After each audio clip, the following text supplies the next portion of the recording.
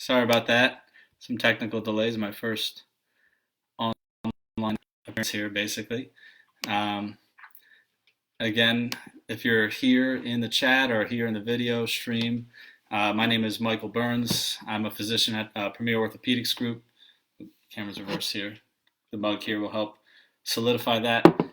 I do sports medicine and orthopedic surgery, and we're here to talk about basically how to exercise safely while at home. Uh, First, I'd like to start off by saying an obvious public safety announcement. Everyone should be at home who can be. We do commend all the healthcare workers and staff that are doing the essential jobs that are important to keep everyone healthy and happy. But what you can do for the community is essentially stay at home. That's the most important thing. And so, how do we stay active and healthy while we're at home? That's the tricky thing. I think first you have to have realistic expectations. In other words, I'm almost coining this term isolation guilt. In other words, if you're stuck at home, you suddenly have all this time. Everyone thinks that they're going to now learn French, learn piano, and get extremely in shape. And that's just completely unrealistic. If you weren't doing any of that stuff beforehand, it's just not going to happen. Just as such, if you were not tremendously in shape at first, it is great that you want to start being active. I mean, the weather outside sometimes seems to be cooperating while we're on home isolation, but in general, it's not recommended to just go 0 to 60 right off the bat. In other words, you should, for the most part, have realistic expectations, set your goals ahead of time, and then achieve those goals over the course of the next coming weeks. Who knows? This could be months. Honestly, no one seems to know how long we'll be in this lockdown phase, but the key is to stay healthy, happy, and definitely injury-free, because the reality is the hospital is the last place you want to be right now. Take it from me, that's where basically this virus is at the greatest risk of transmission to you and to other people. And so being there for less than essential means is probably not the ideal scenario. So let's, with that, go on to how to stay active and healthy while at home to avoid interaction with physicians as often as possible, but know that we're always around should the need arise.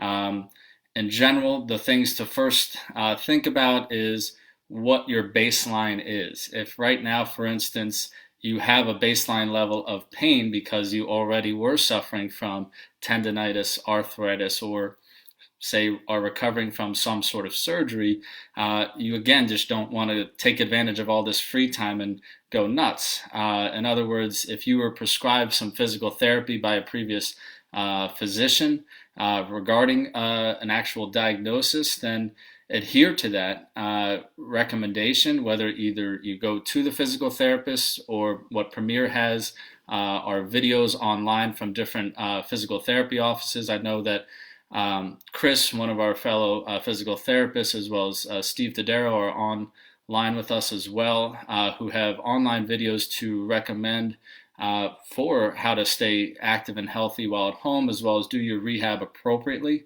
because the most important thing is doing that appropriately so you don't re-injure yourself. Although it's good for business, as outside, I think, and trying to remain active, the reality is I just don't want anyone hurting themselves more than they have to. So why don't we just go into basic understandings of should you exercise outside or at home? It's absolutely safe to exercise outside within reason. In other words, going into the open fresh air is nothing but good for you. You can exercise in an open area, but just be mindful and use your common sense judgment as to whether a certain trail or path is bad for you. In other words, there's a trail up the road from my house that is just a single trail, one lane long. So there's obviously, if you're going to run into someone else, especially on a nice day, odds are you're not going to be 6 feet from them when you pass. And although the transmission is likely low, you just don't want to take any chances. Furthermore, think about it. If you are going with a running partner or going along the trail with a friend, you should still be 6 feet apart from that person unless it's, I guess, a spouse or someone you've been living with constantly.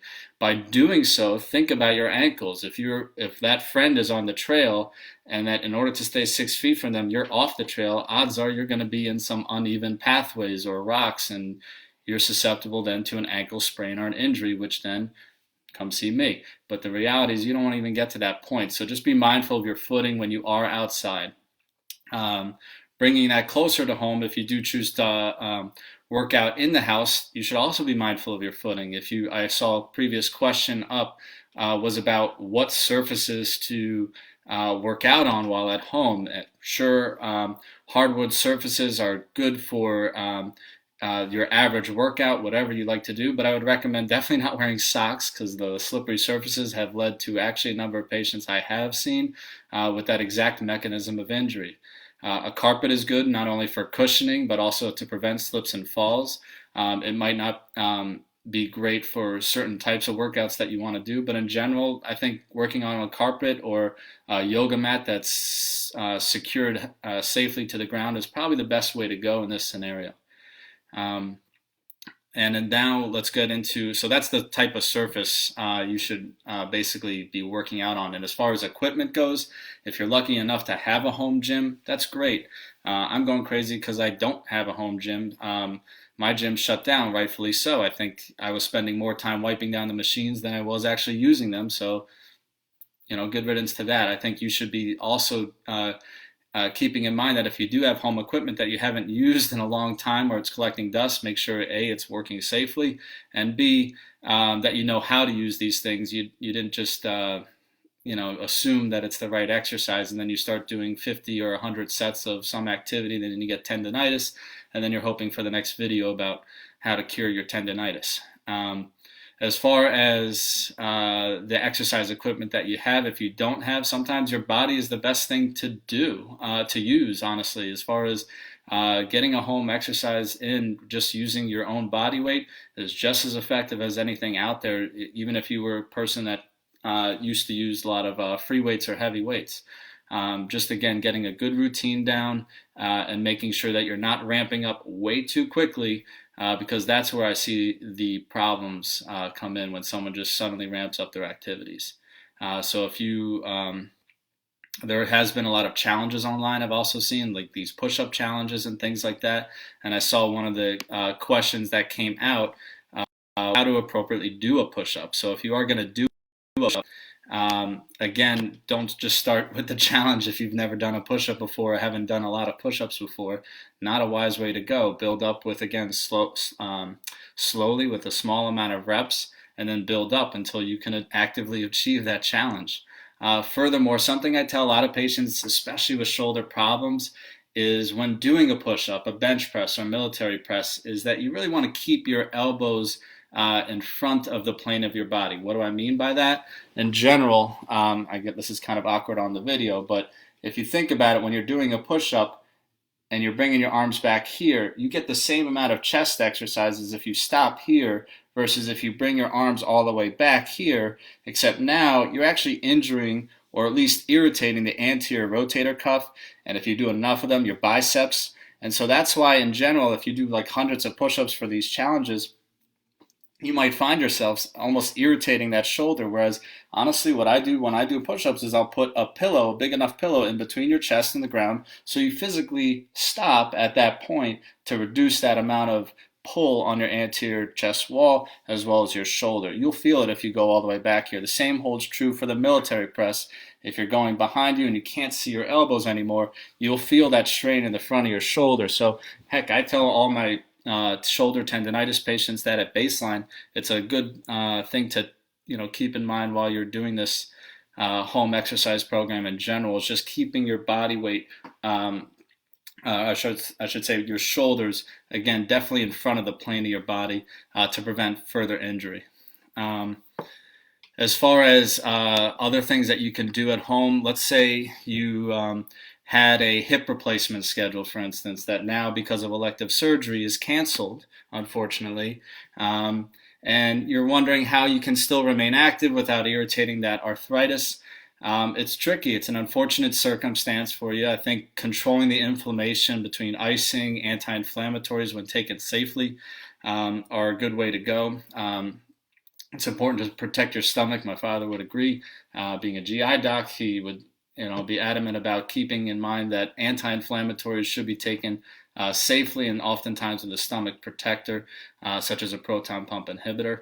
As far as if you don't want to treat with medication, it's about modifying your activity. If you were the type that walked around marathons before, again, don't try now that you have a whole bunch of free time on your hands, continue with that marathon training and or increase that level of training. Just stick it to a level where you're not going to flare up that hip or that knee, and then just stay at that level until you feel like you can gradually increase that. But truthfully, one of the best exercises for patients with arthritis, whether it be knee arthritis, hip arthritis, is the bike. It's non-impact, especially a recumbent bike, and that seems to help patients avoid that impact activity that can actually wear down that cartilage a little bit faster or irritate it if you have like an underlying hip labral tear or cartilage tear. That said, for patients with hip arthritis, sometimes the physical act of bringing their hip up on the bike is tough, and I know a lot of people have that special bike now. I'm not allowed to promote it, I don't think, but it's the P word. So the key is with that type of bike is raise the seat. If you think about it, again, I don't want to show the lower half of me right now, but the truth is, the higher your seat is, the lower your legs are, and the less you're gonna flex your hip up so high that you're gonna actually create that form of impingement of the hip that can actually irritate the hip as well as the hip flexor. So I'm a big fan if you have access to a stationary bike, or if you want to go biking outside. That's another benefit, is you're going to be off the sidewalk and off away from other people in general, and that's again just as fine being outside on a bike as long as you're again safe, wearing the protective gear to keep you again out of the ER, which is the name of the game and the name of this lecture. So. With that said, those are some basic tips. I know, again, it's very general, but why don't I open it up, I guess, to the chat and see what people have been commenting. Is there any comments here? Or if anyone has any questions off the bat that they would like answered. Or if Chris, I know, again, you might be listening and you have any other recommendations as far as keeping yourself active and healthy, feel free to comment. I'm always interested from the physical therapist perspective because, again, they still want to see you. I think it is very beneficial if, again, you were suffering from a tendonitis episode, but even before all this began, you should definitely stick with what the therapist's recommendations, either go see them or learn from their exercise options up front. Chris, thanks for commenting. Again, what are my favorite three exercises at home? Again, I'm a big push-up guy. It does seem to work most of the body, at least for me. I do still honestly do the pillows, even if you don't believe me. I have a big pillow enough that kind of prevents that shoulder from going back. You do enough push-ups, you'll feel the burn pretty much throughout your entire upper body. With regards to other exercises, a basic squat or a lunge is also very beneficial for strengthening your quads and glutes. But again, be mindful about, especially if you have a knee issue such as a meniscus or a cartilage injury, bending too low definitely can irritate the knee as you come up, as can a deep squat. You get, again, just the same amount of workout as bending down from 90 degrees as you do to about 45 degrees essentially. So don't go all the way to 90 degrees like a wall sit if you can avoid it. So squats, lunges, and push-ups, again, because I don't have the home exercise equipment. And then you can do some other things that, again, if you have kids at home, you can get them involved, do some yoga. As far as yoga is an excellent way to stay limber, stay strong. Again, the key with yoga is to, and I think, Chris, you would agree, don't do anything that hurts. Physical therapy nor exercises should ever cause significant pain. It should just feel that uncomfortable sort of like I just worked out type of feeling or a little bit of a stretch, but you should never have this feeling where, ow, that hurts. Either tell your therapist that, tell your doctor that, or just tell yourself that, hey, maybe that exercise is not for me, and I'll just dial it back a little bit or change the exercise. I can't tell you how many patients come in and say, it hurts when I do this and, do some crazy move. And I say, can you not do that? And they'll say, yeah, I guess I'll change my routine, and then the pain goes away. That's miraculous. But the reality is sometimes our body morphology just doesn't allow us to go into certain positions that we want it to. I'm about as flexible as a piece of wood. The truth is, yoga, I'm not great at. I'm trying to work at it, but again, you shouldn't push it too hard or expect huge changes, especially in this time. Take it nice and slow. Let's see some other questions. Thank you, Rachel Amy. How do you do a proper squat? I kind of touched on this. I think, again, it's hard to show this on the video, but the key is imagine me sitting here. You don't want to go, you should keep your shoulders basically shoulder width apart, and you don't want to bend past that 90-degree mark because then you're putting a lot of stress on the knees. Again, if it's something you've been doing for a long period of time, I know plenty of people who do CrossFit go low and they're fine with it, then you can do that. They like that explosive power when you get back up. But the reality is, I think for patients who already have knee pain or hip pain, going past that 90-degree mark where the knees start to drop down and your hips start to drop down is where I see a lot of patients complaining of some pain. But again, refer to Chris. He's got some videos on the Premier website regarding what proper techniques are for physical therapy, and probably if he doesn't have one, I'm sure he can upload one about proper squatting technique. That'd be very helpful. I know I get that question all the time, actually. And what are my favorite exercises for low back and neck pain? Neck pain is tricky. A lot of us do suffer from neck pain. It's difficult when sleeping. Sometimes you wake up with a stiff neck. My recommendation with that is there is no great recommendation. I'm trying to invent a bed that makes patients with shoulder pain and neck pain feel better, but we can't figure that out. All I can recommend is elevating the head of the bed so you're sleeping a little bit more upright. Tends to lower the incidence of shoulder pain when you wake up and even some neck pain. So definitely raise that head of the bed. It does seem to help. But as far as exercises, again, I would defer to Chris on this one specifically for the neck. I know for the low back, you can sit over the side of a bed and drop your head all the way down to the floor, and then basically lift your back up so you get you engage that lower back. I would always just recommend that our body is always in balance. So if you're going to overly strengthen the low back, don't forget to strengthen your abs as well, because you don't, and vice versa. If you're the type that does a lot of abs, you don't want to have over tight abs and essentially no strength in your back. That's why we tend to sit a little bit more forward with our shoulders. I'm one included. We tend to be a little bit more pec dominant, and really we should work on our posturing in order to make sure that our bodies remain in good balance without kind of irritating any of the muscles or joints. Let's see. Another big fan of mine seems to be my mother here. You didn't tell me you were in pain, Mom, but she has pain from the ankle to mid-calf. Feels like a rubber band stretching when she's walking.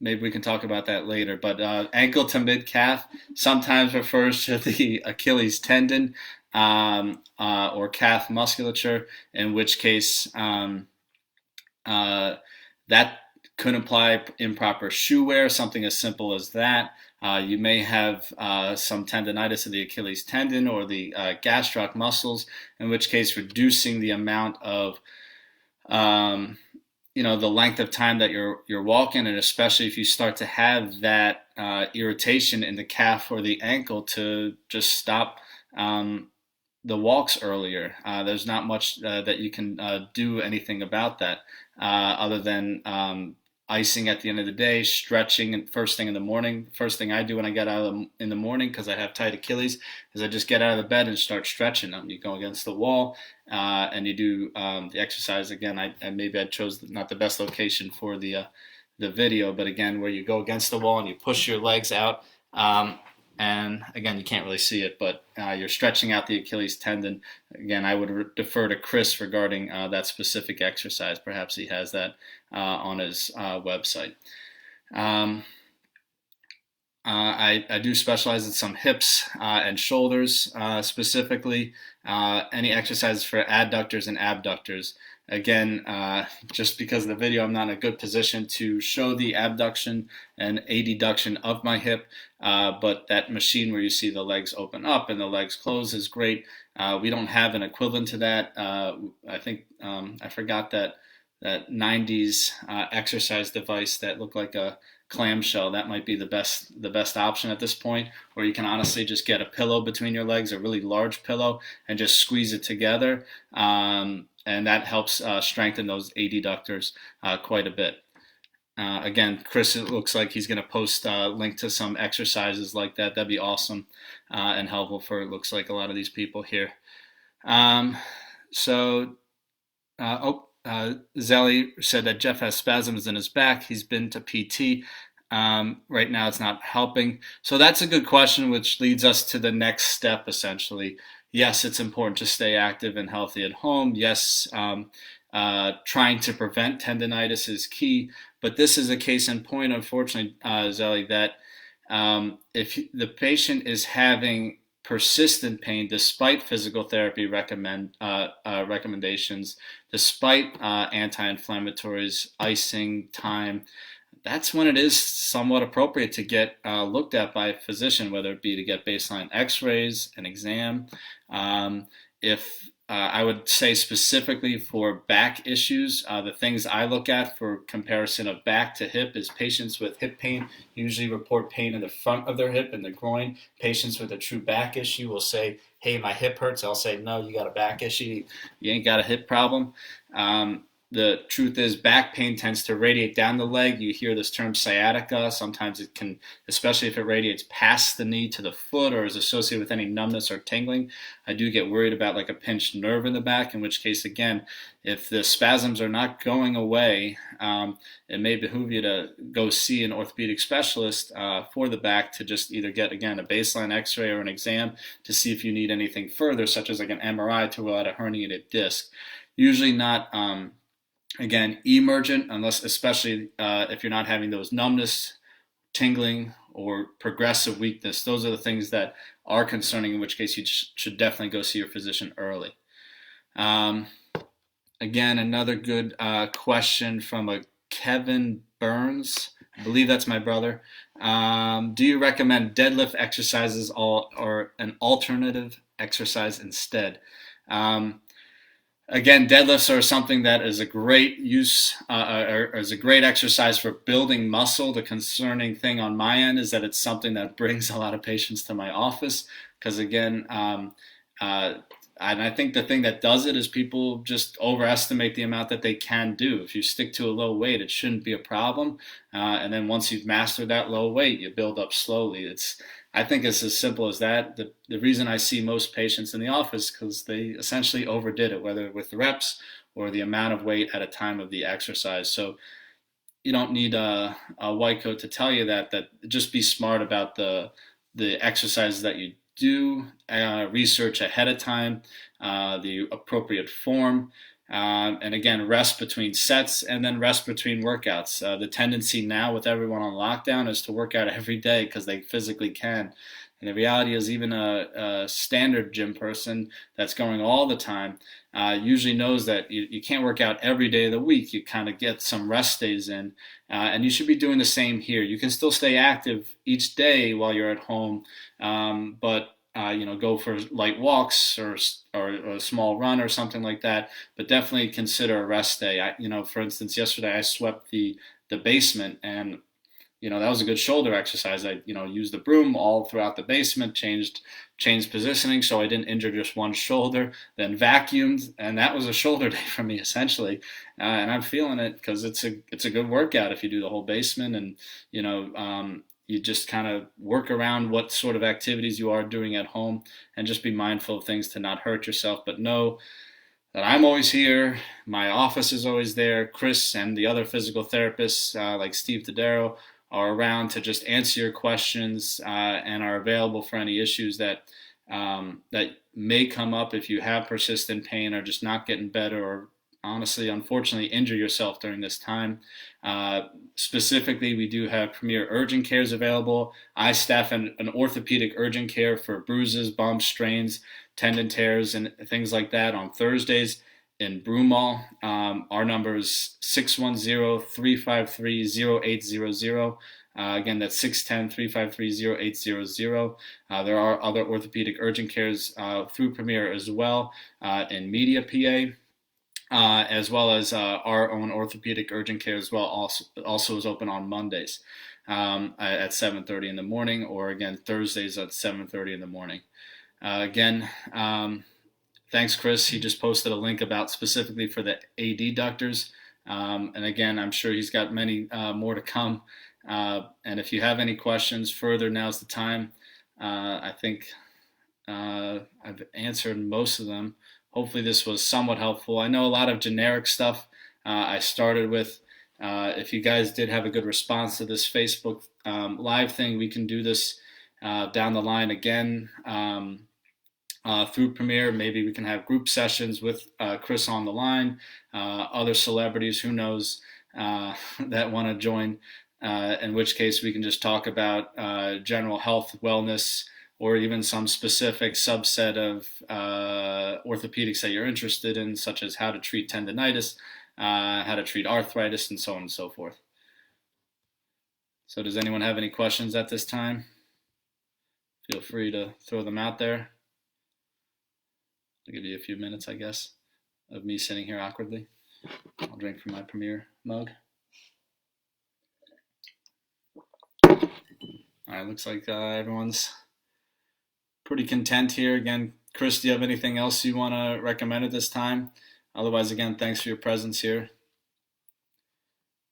Thanks, Brooke and Mary, for setting up the Facebook Live. Hopefully we can do this again in the future. All right. And signing off. Again, stay safe, stay well. Definitely stay at home. All right, bye, guys. Take care.